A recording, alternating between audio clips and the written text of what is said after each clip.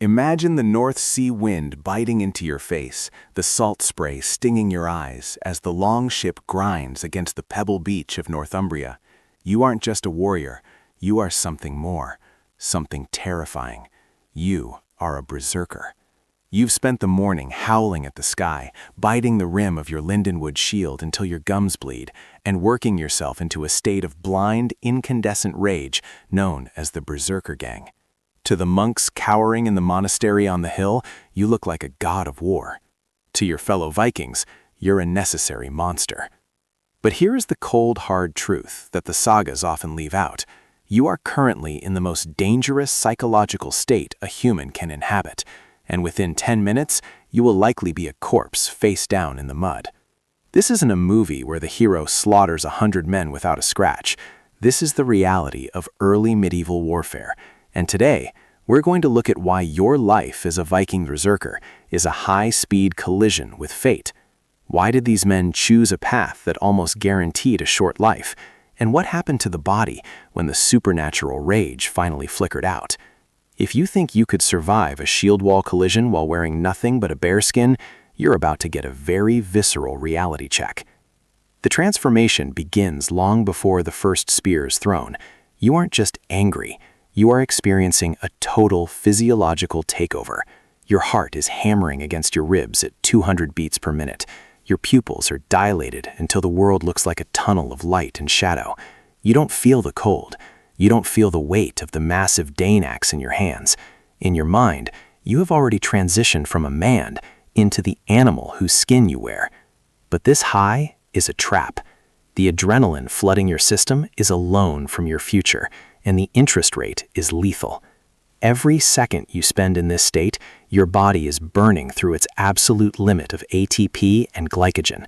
You are a candle burning at both ends with a blowtorch applied to the middle. And the clock is ticking. You leap from the prow of the ship, hitting the freezing water, and you don't even flinch. You charge ahead of the line, leaving the safety of the shield wall behind. This is your first and most fatal mistake. You see, the Viking Age wasn't won by individual brilliance or acrobatic swordplay.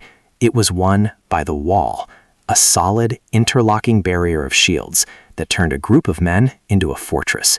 By charging out alone, you've just turned yourself into a target for every archer and spearman on the field. You aren't a warrior anymore. You are a biological anomaly, and the enemy knows that the easiest way to kill an anomaly is to poke it from a distance. As you sprint across the sand, your lungs are already starting to scream.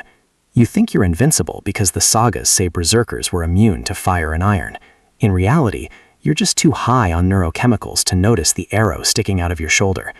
The pain hasn't registered yet, but the blood loss has. Your blood pressure is spiking, and every beat of your heart is pumping vital fluid out of that wound.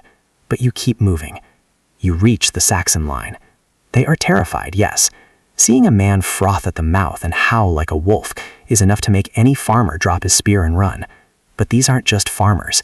These are the housecarls. They've seen your kind before. They stay tight. They keep their shields up. And they wait. You swing that massive axe with a strength that seems demonic. You shatter a shield, the wood splintering like dry glass. You feel a surge of triumph. But that swing took everything. The sheer weight of a bearded axe, combined with the force of your adrenaline-fueled muscles, means you've just committed your entire balance to a single arc. When you miss, or when the blow is parried, you are wide open. In a normal state, you'd be cautious, you'd reset. But in the Berserkergang, you don't know how to retreat. You lean into the next blow, and that's when the spears find the gaps. Have you ever wondered why the Berserker didn't just wear armor? It's a question that haunts historians. If you're going to be the tip of the spear, why not wrap yourself in chainmail? The answer lies in the ritual. To be a berserker was to abandon the protections of man and rely solely on the protection of Odin. But Odin is a fickle god. While you're busy trying to bite the nose off a Saxon, his friend to the left is sliding a sea axe between your ribs. Your bearskin looks intimidating, but it offers zero resistance to a sharp piece of iron. You are essentially bringing a psychological weapon to a physical fight. Now, let's talk about the 10-minute mark. If you haven't been disemboweled or decapitated by now, you're facing a new enemy, your own biology. The berserker rage is a sprint, not a marathon. After a few minutes of peak exertion, your body begins to shut down. This is what the sagas called the Berserker impotence. The crash is so severe that it's often described as a physical illness. Your muscles turn to lead, your vision blurs. The heat that was radiating from your skin suddenly turns into a bone-chilling cold. You are standing in the middle of a battlefield, surrounded by men who want you dead, and you suddenly feel like you haven't slept in 3 days. This is the moment where most berserkers died, not in the glory of the charge, but in the pathetic stumble of the aftermath. Imagine the terror of realizing that God's strength has left you. The fog clears, the pain of a dozen wounds suddenly hits you all at once, and you realize you are 100 yards away from your friends, standing alone in a sea of enemies. This is the part they don't show in the movies, the part where the hero falls over from sheer exhaustion and is finished off by a teenage boy with a rusted knife. It's a brutal, unceremonious end for a man who thought he was a wolf. But why did society allow this? Why did the Viking commanders encourage men to become tactical liabilities? Because the berserker was a shock weapon. Their job wasn't to win the battle, it was to break the enemy's will. If a berserker could kill 3 or 4 men and cause a panic in the first 2 minutes, his life was considered a fair trade. You were a human hand grenade. You were thrown into the densest part of the enemy formation to cause as much chaos as possible before you inevitably exploded. It was a lonely existence. When the battle was over, if you were one of the few who survived, your own people didn't exactly welcome you back with open arms.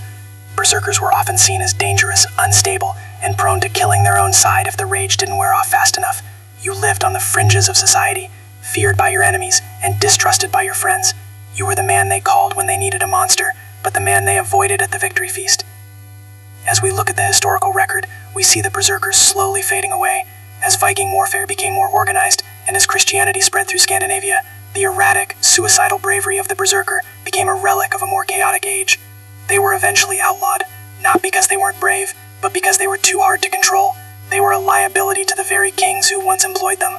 So, if you ever find yourself wishing you lived in the age of the sagas, standing on a dragon-headed ship with a bearskin over your shoulders, just remember the clock.